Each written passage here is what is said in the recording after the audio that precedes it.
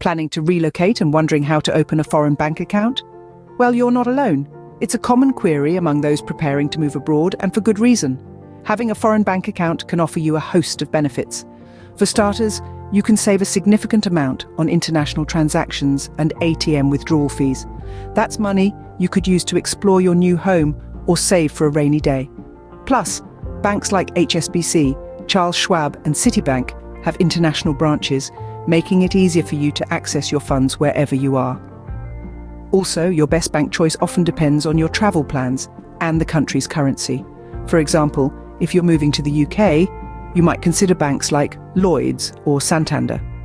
If Thailand is your destination, Bangkok Bank and Kasikorn Bank are recommended choices. The idea of opening a foreign bank account might seem daunting, but we're here to break it down for you. So buckle up as we navigate the world of international banking together. Start your journey by researching local banks in your new country. This is a crucial step, as the right bank can save you money on fees for international transactions and foreign ATM withdrawals. Consider banks with international branches such as HSBC, Charles Schwab, and Citibank. These banks often provide more streamlined services for expats and global travelers. Additionally, pay attention to the Global ATM Alliance, which offers free access to ATMs in participating banks worldwide. This can be a great money-saving tip for those who travel frequently or plan to move around in their new country. It's also worth noting that the best bank choice often depends on your specific travel plans and the currency of the country you are moving to. Some banks may offer better exchange rates or lower fees for certain currencies. Therefore, make sure to take into account these factors when choosing a bank. Remember to consider your needs, travel plans, and the country's currency when choosing a bank. This decision will play a major role in your financial life abroad, so take your time and make a choice that suits your lifestyle and financial goals. Once you've chosen a bank, it's time to understand the types of accounts they offer and prepare your documents. You see, banks offer a variety of account types such as checking accounts, savings accounts, and certificates of deposit, each with its distinct advantages. Checking accounts are primarily for everyday transactions such as paying bills. Savings accounts, on the other hand, are designed for money storage and often earn interest over time.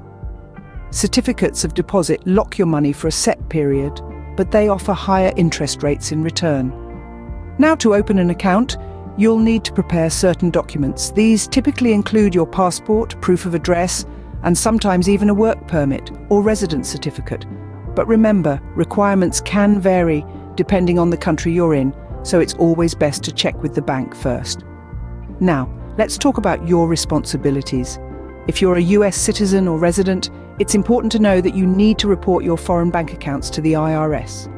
You can do this by filing a report of foreign bank and financial accounts, also known as an FBAR, if the total value of your foreign financial accounts exceeds $10,000 at any time during the calendar year. And just a quick note on wire transfers. These are the easiest way to move money internationally using SWIFT and IBAN codes. Services like TransferWise can minimize fees for transferring money, so be sure to consider this when opening your account. Preparation is key. Having all your documents ready can make the process smoother. But also remember, setting up a bank account in a foreign country can be a bit challenging due to paperwork requirements, language barriers, and cultural differences. But don't worry. With the right preparation and understanding, you can navigate through it successfully. Now that you're prepared, it's time to apply for your account. The application process varies from bank to bank and from country to country, so there's no one-size-fits-all approach. However, there are two main methods: online and in person. If you're applying online, the process is often straightforward. You'll need to fill out an application form on the bank's website, providing all the necessary information and documents. Some banks might require a digital copy of your identification, proof of address, and sometimes even a selfie for verification. Once you've submitted your application, the bank will review it, which can take anywhere from a few days to a few weeks. On the other hand, applying in person can be a bit more time-consuming. You'll need to visit a branch of the bank with all your documents. There, a bank representative will help you fill out the application form. Just like online, the bank will then review your application. This method can be a bit more reliable, especially if you're dealing with language barriers or complex banking rules.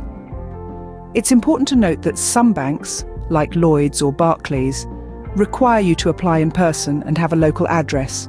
However, there are also banks like HSBC and alternative options like Monese or Wise that allow you to set up an overseas account without a local address.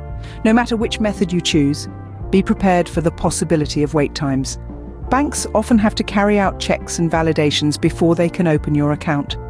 Remember, patience is crucial in this process. It might take some time, but it's worth it. Let's talk money. Understanding currency options, fees, and charges is crucial. When choosing a bank, consider the currency options available. Will you be dealing primarily with the local currency, or will you need to make transactions in various currencies? Some banks offer multi-currency accounts, which can be a boon for those who transact in more than one currency. Now, let's delve into fees and charges. Banks have different fee structures, so it's vital to understand them to avoid unexpected charges. Some banks may offer lower fees for international transactions and foreign ATM withdrawals, which can be a significant advantage for expats. Also, consider the costs for wire transfers, which is a common way to move money internationally. Some services like TransferWise can minimize these fees, making your money go further. Remember, the best bank for you depends on your specific needs and circumstances, so spend time researching and understanding the fee structures of prospective banks. A good understanding of these financial aspects can save you from unexpected charges. We're almost there. It's time to set up online banking and notify your current bank. Setting up online banking is a crucial step. It provides easy access to your account, allowing you to monitor transactions, make payments, and manage your finances from anywhere in the world. Now, don't forget to notify your current bank about your relocation. This will prevent any hiccups in transactions due to sudden changes in your account activity. It's always better to keep them in the loop. Communication is key. Keep your current bank informed and embrace the convenience of online banking. Congratulations! You're now equipped with the knowledge to open a foreign bank account.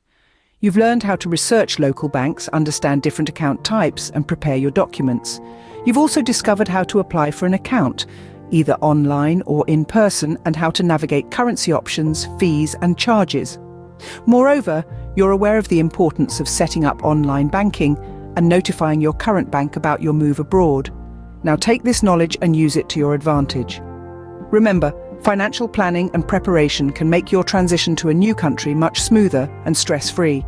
As the wise Benjamin Franklin once said, by failing to prepare, you are preparing to fail. So don't leave things to chance. Plan, prepare, and prosper. Thank you for watching. Don't forget to subscribe to the Around Money and Emigration channel for more helpful tips. Until next time, be financially savvy and globally ready.